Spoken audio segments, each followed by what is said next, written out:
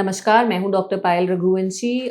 मैं consultant gynaecologist और fertility specialist हूँ।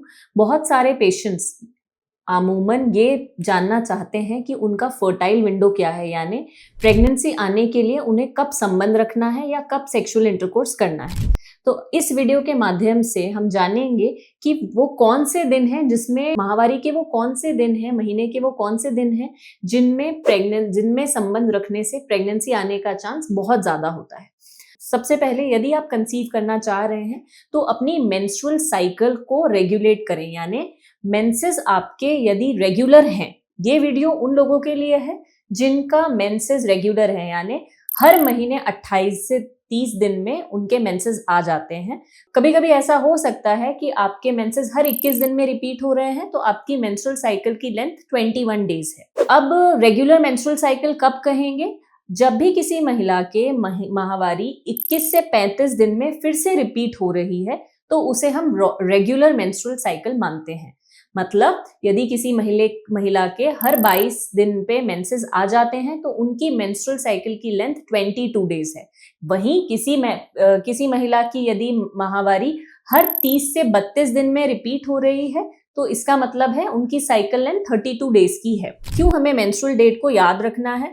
हमें हमारा मेंस्ट्रुअल कैलेंडर बनाना है, यानी हमें हर महीने कौन सी तारीख में मेंसेस आ रहे हैं वो नोट डाउन करना है, या फिर आप वो उसको मोबाइल में मार्क करके रख सकती हैं। जैसे कि अगर मान लें आपको किसी भी अप्रैल में 1 अप्रैल को महीना आया है, नेक्स्ट साइकिल में आपको मई में महीना कब आ रहा है उसकी जो फर्स्ट डे है उसको आप नोट डाउन करके रखें, और ऐसा करते हुए कम से कम 6 महीने तक अपनी मेंस्ट्रुअल डेट को नोट करें ताकि आपको पता चले कि आपकी मेंस्ट्रुअल साइकिल की लेंथ क्या है।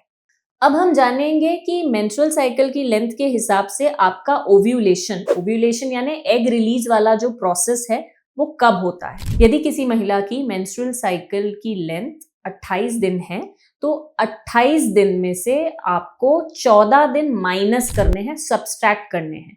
28 में से यदि 14 हम घटाएंगे तो 14 यानी कि 14th डे पे आपका ओव्यूलेशन होता है। आपका जो ओव्यूलेशन है यानी एग रिलीज वाला जो प्रोसीजर है वो 14वें दिन पर हुआ है। तो इससे 4 दिन पहले और इससे 3 दिन बाद तक आपका फर्टाइल विंडो बनता है, और इन दिनों में यदि हस्बैंड के साथ सेक्सुअल इंटरकोर्स में या संबंध रखते हैं तो प्रेगनेंसी आने का चांस सबसे ज्यादा है। फॉर एग्जाम्पल यदि हम मान के चलें कि आपके पीरियड्स इस बार 30th जून को आए, तो आपका 30th जून यानी जून में आपका ओव्यूलेशन कब हुआ होगा, इसमें से 30 में से आप 14 दिन माइनस कर दीजिए, यानी 16 तारीख का आपको ओव्यूलेशन हुआ होगा। तो 16 तारीख जो है वो आपकी ओव्यूलेशन की डेट है। तो इससे 3 दिन पहले और इससे 2 दिन बाद तक प्रेगनेंसी आने के लिए संबंध रखना जरूरी है। यही आपकी मोस्ट फर्टाइल विंडो है।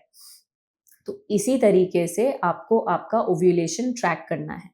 यदि आपकी मेंस्ट्रुअल साइकिल्स रेगुलर हैं तो आप क्या करें, डे 8 यानी जिस दिन माहवारी आती है वो पहला दिन है, उससे आप कैलकुलेट करेंगे तो डे 8 या डे 10 से ऑल्टरनेट डे संबंध रखेंगे डे 17, 18 तक।